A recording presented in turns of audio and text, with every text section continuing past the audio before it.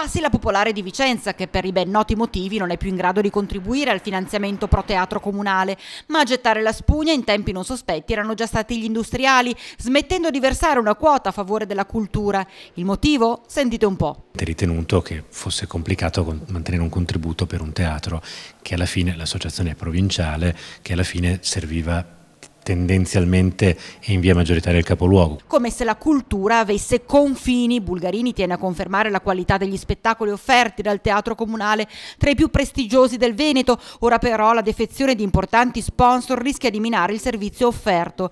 Il comune, dichiara il vice sindaco, essendo il principale socio, non ha mai fatto passi indietro, a differenza di altri. La Regione purtroppo ha tagliato in maniera significativa e ci auguriamo che inverta questa rotta e torni a far parte a pieno titolo del bilancio del nostro teatro. Una questione di soldi?